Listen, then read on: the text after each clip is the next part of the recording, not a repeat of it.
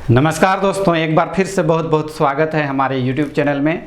दोस्तों, आज के इस वीडियो में हम चर्चा करेंगे झारखंड इंटरमीडिएट स्तर की जो वैकेंसी निकली है, टंकन आधारित जो लिपिक का पद है, उसमें पेपर 2 के विषय के रूप में एक नागपुरी पेपर भी है और नागपुरी के अलावा इसमें है कुरमाली, खोरठा, पंचपरगनिया, मुंडारी, हो, कुडुक और इसके अलावा हिंदी, इंग्लिश, संस्कृत, उर्दू, इनमें से कोई एक भाषा अपने पसंद अनुसार पेपर 2 के विषय के रूप में चूज कर सकते हैं। तो आज हम इस वीडियो में डिस्कस करेंगे नागपुरी भाषा का सिलेबस के बारे में। जिन्हें नागपुरी भाषा लेना है पेपर 2 के रूप में, तो उसका सिलेबस क्या है और कौन कौन सी पुस्तकें पढ़नी है और इसका एग्ज़ाम का जो प्रारूप क्या होगा, इन सारी चीज़ों पर डिटेल में हम चर्चा करेंगे। तो आप हमारे साथ इस वीडियो में बने रहिए।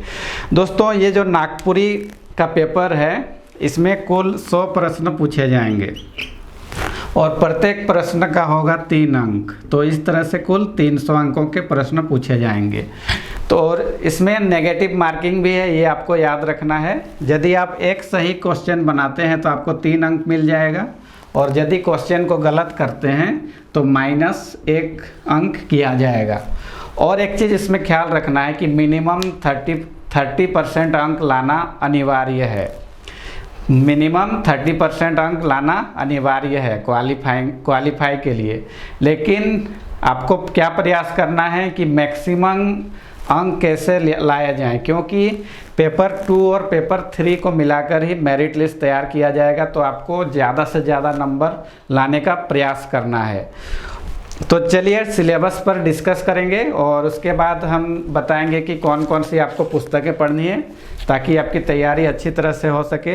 तो सबसे पहले सिलेबस का जो पार्ट है व्याकरण का, तो व्याकरण में कोई भी भाषा का जो व्याकरण होता है उसकी बेसिक चीज़ें होती है, जैसे वर्ण, संज्ञा, सर्वनाम, लिंग, वचन, कारक, विशेषण, क्रिया विशेषण, काल, धातु, क्रिया, वाक्य, अव्यय, उपसर्ग, प्रत्यय, समास, अनेक शब्दों के बदले एक शब्द, विलोम शब्द, पर्यायवाची शब्द और समानार्थी शब्द।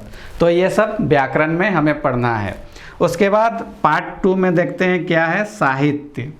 साहित्य के अंतर्गत नागपुरी लोक साहित्य, लोकगीत, लोककथा, बुझौल, कहावत और मुहावरे। उसके बाद देखते हैं लोकगीत। लोकगीत में हमें क्या पढ़ना है, फगुआ, डमकच, अंगनई, मर्दानी झूमर, बंगला झूमर, उदासी, पावस, लहसुआ और जुमटा।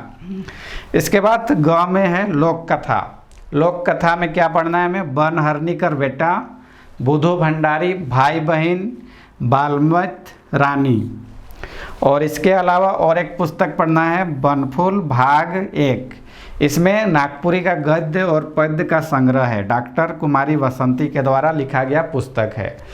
तो ये तो बस सिलेबस। अब बात आती है कि हमें इसकी तैयारी कैसे करें, इसमें कौन कौन से पुस्तकों का फॉलो करें। तो दोस्तों, सबसे पहले जो है व्याकरण का पार्ट। तो व्याकरण की बहुत सारी पुस्तकें मार्केट में अवेलेबल है, लेकिन जो सबसे उत्तम माना जाता है वो क्या है, नागपुरी सदानी व्याकरण, शकुंतला मिश्र और डॉक्टर उमेश नंद तिवारी की लिखी एक पुस्तक है। तो इसको आप फॉलो कर सकते हैं। और इसके अलावा मार्केट में जो भी अवेलेबल है व्याकरण की पुस्तकें, वो किसी भी पुस्तक को व्याकरण के पाठ के लिए पढ़ सकते हैं।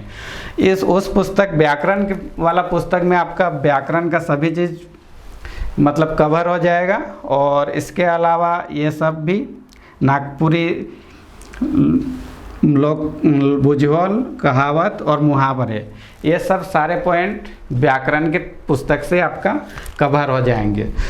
उसके बाद देखते हैं लोकगीत। लोकगीत के लिए एक पुस्तक आती है झारखंड का लोक संगीत।